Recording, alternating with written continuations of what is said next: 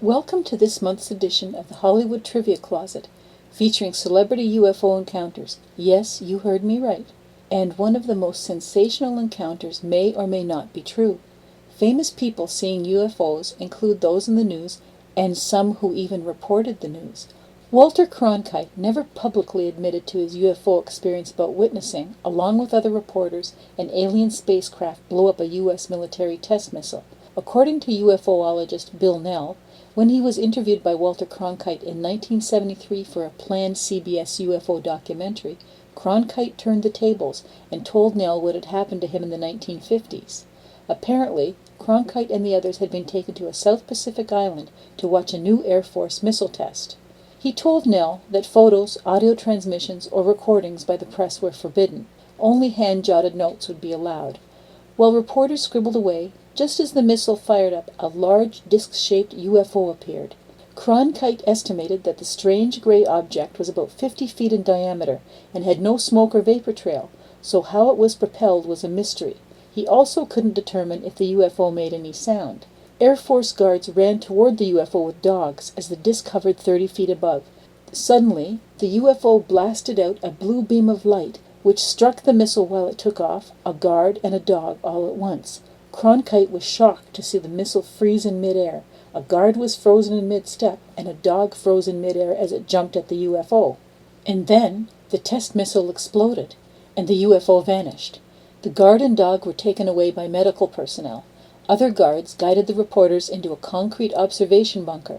About 30 minutes later, they were escorted back to the missile site. An Air Force colonel told them that the event had been staged to test media reaction to UFOs and new U.S. military technology. While Cronkite was certain he had viewed such a technology, he was also convinced it was not an earthly one. As Nell also related, Cronkite didn't believe the explanation given back then about the incident, and didn't believe it now during our meeting. Other celebrities to witness UFO sightings include actor Russell Crowe, claiming he had once seen spaceships fly past his Woolloomooloo, Australia office while trying to film fruit bats in his garden with a Canon 5D camera. UFOs sped by as glowing red streaks of light, moving left to right. Crowe posted his sighting online, however most viewers were skeptical. In 1974 in New York, John Lennon saw a cone-shaped disc emitting red light near the horizon. When it seemed to fly in his direction, he called for assistant May Pang. They watched the craft a few moments before it flew off. Lennon estimated that the UFO was the size of a Learjet. It returned later that same day with, as he described, a row or circle of white lights that ran around the entire rim of the craft. The local newspaper ran the story, informing Lennon that at least 7 other people reported seeing it around the same time. Lennon later drew the sighting for the cover of his Walls and Bridges LP. Buzz Aldrin, the second man on the moon, appeared in a 3.5-minute segment of a documentary titled First on the Moon, The Untold Story, that recorded the entire crew of Apollo 11 on their way to the moon. Aldrin commented, "There was something out there that, was close enough to be observed, and what could it be?" The astronaut later described a singed object with an L shape, and that Mike Collins had also seen the craft. At the time, the crew was too nervous to report the sighting to Mission Control. Aldrin also explained after the fact that we decided that after a while of watching it, it was time to go to sleep and not talk about it anymore. The incident was never officially acknowledged by NASA. Singer David Bowie made headlines during his career when he claimed to have seen multiple UFO sightings when as a child, living in England. Bowie stated, "They came over so regularly we could time them. Sometimes they stood still, other times they moved so fast it was hard to keep a steady eye on them." Dan Aykroyd has believed in UFOs for years, and is a member of the Mutual UFO Network, or MUFON, serving as the official Hollywood consultant. Aykroyd developed a documentary about UFO encounters, and was also host of the series PSI Factor, Chronicles of the Paranormal.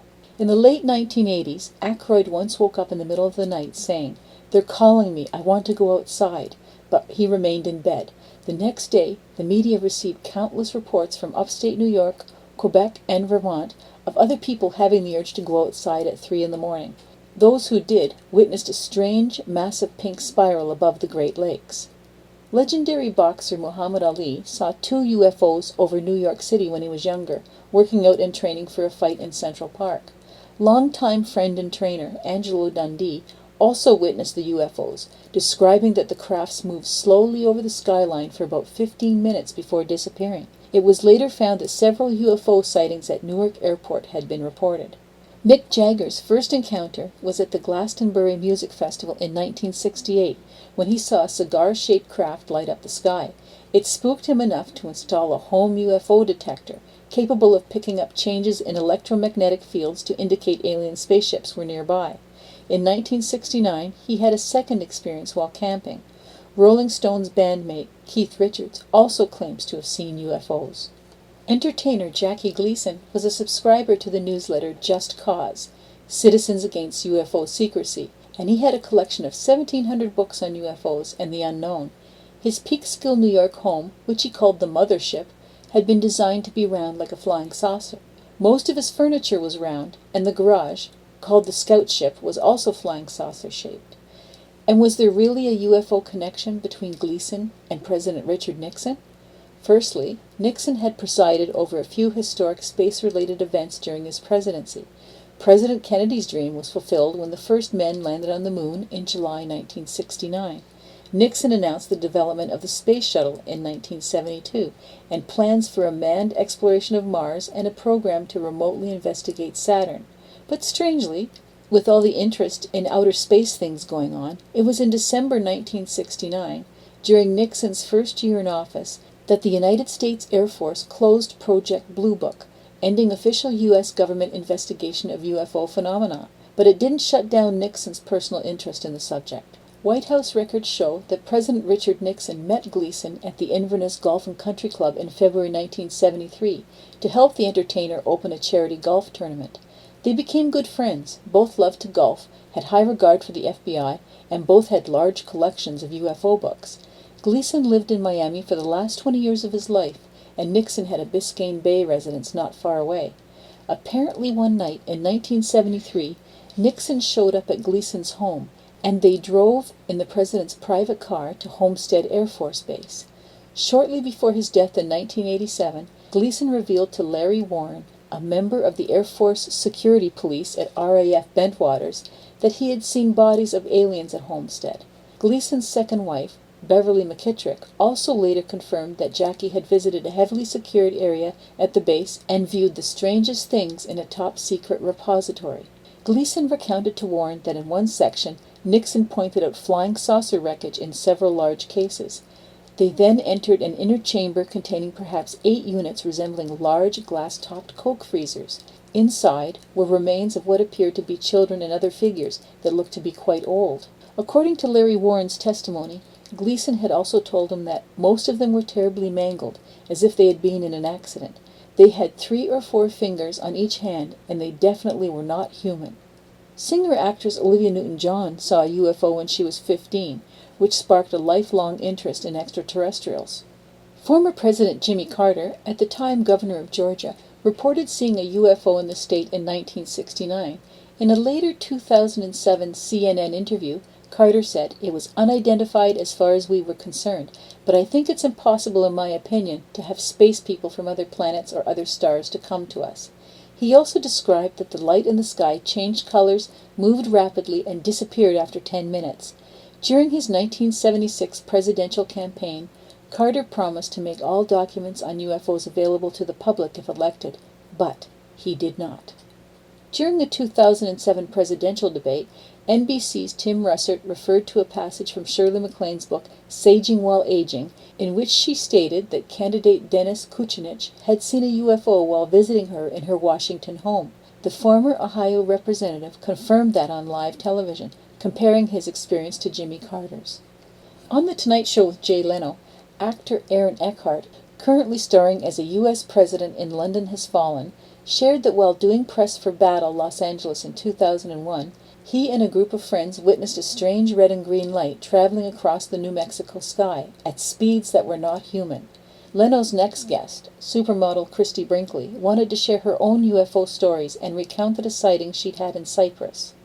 In 2001, Steven Spielberg confirmed his interest in UFOs when he said that the movie E.T. was originally based on a famous UFO sighting and alien encounter in Kentucky in 1955. Scientologists believe in aliens and UFOs, based on the concept of aliens seeding and populating the Earth. Tom Cruise in 2007 was reportedly building a multi-million-dollar bunker at his Colorado mansion as a precaution against an alien invasion and takeover. Former actor and President Ronald Reagan once told Norman Miller, Washington bureau chief for the Wall Street Journal, about a white light zigzagging around while on a flight. Reagan asked the pilot, "Have you ever seen anything like that?" In shock, the pilot just said, "Nope." And Reagan said, "Let's follow it." And we followed it for several minutes to Bakersfield, and all of a sudden, to our utter amazement, it went straight up into the heavens. Actor Glenn Ford, staying at a Southern California beach house in 1974, observed two large discs over the Pacific Ocean for a few minutes before they flew off at a 90-degree angle. Elvis Presley never saw a UFO proper, but claimed that as a child he met beings of light from the Blue Planet, who showed him future images of himself on stage as a famous performer. Presley also claims on the night he was born that a beautiful blue light shone over his home. Warren Beatty, in New York the night of the famous widespread blackout of 1965, once claimed to have seen a UFO hovering over the city. And who knows, maybe aliens did cause that blackout. But once again, it's time to close those creaky doors.